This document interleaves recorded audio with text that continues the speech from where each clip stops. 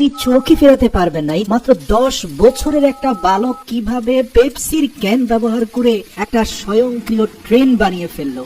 সত্যি আমার আপনার ছেলেদেরকে টিকটক এবং ইনস্টাগ্রামের রিলস দেখা বন্ধ করে এই সকল কাজে ব্যস্ত করা উচিত।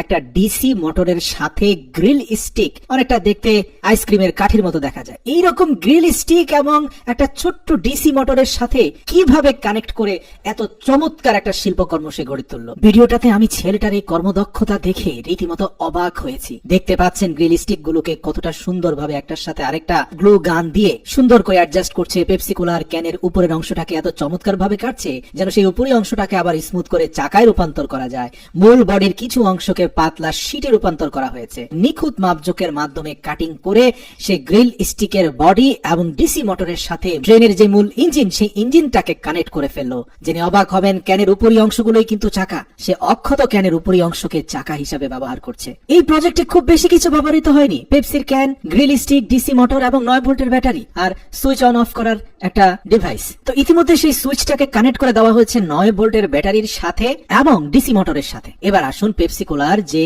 প্যাকেজিংটা হয়, সেই প্যাকেজিং এর 6টি ক্যান ধারণ ক্ষমতা সম্পন্ন একটা প্যাকেজিং এর অংশকে কেটে এনে সেটাকে ঘরের মতো করে চমৎকার কায়দা করে কাটা হলো এবং আরেকটা পেপসি ক্যানের দুপাশটা কেটে মূল বডিটাকে দোচালা করে তৈরি করা হলো যেন অনেকটা স্টিম ইঞ্জিনের মতো দেখায়। সামনের বডিটাতে অ্যাডজাস্ট করা হলো একটা পেপসি ক্যান। ব্যাস তৈরি হয়ে গেল খুব চমৎকার স্টিম ইঞ্জিনের মূল বডিটা। একটা স্টিম ইঞ্জিন দেখতে যেমন, তার অগ্রভাবে ধোঁয়া ওঠার যে পাইপ থাকে সেই পাইপগুলোকে সে কতটা সুন্দর করে ছোট ছোট টুকরো করা, পেপসি কোলার বোতলগুলোকে ফোল্ড করে সুপার গ্লু লাগিয়ে তার মাথার মধ্যে আবার ক্যানের ঢাকনাগুলোকে লাগিয়ে সে সুন্দর করে তৈরি করেছে। শুধু তাই নয়, সামনের দিকেও প্রপার শেপের জন্য আবারও ক্যানের কিছু অংশকে ঢাল হিসাবে ব্যবহার করেছে। যেহেতু স্টিম ইঞ্জিনগুলোর সামনে দুটি চাকা, একটা চাকার সাথে আরেকটা চাকা আউটসাইড থেকে কানেক্টেড থাকে, তাই আরো দুটি গ্রিল স্টিককে সংযুক্ত করে একটার সাথে আরেকটাকে গ্লুর মাধ্যমে ছোট্ট প্লাস্টিকের পাইপের সাথে কায়দা করে সংযুক্ত করে দিল।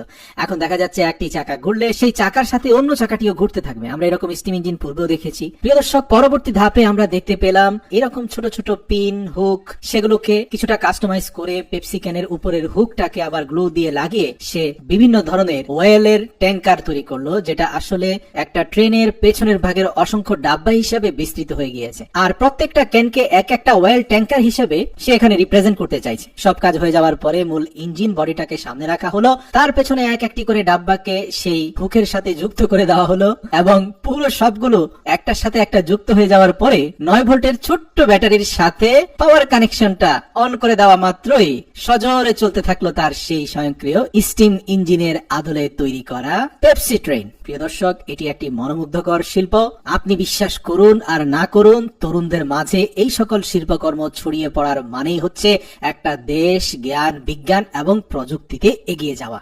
সিদ্ধান্ত নিন আপনি আপনার সন্তানের হাতে কি তুলে দিতে চান। ভিডিওটি এতটুকু উপকারী মনে হলে আপনি আপনার প্রিয় কাউকে এরকম শিল্পকর্মের প্রতি আকৃষ্ট করতে চাইলে অনুরোধ করব তাকে শেয়ার করুন অথবা মেনশন করুন।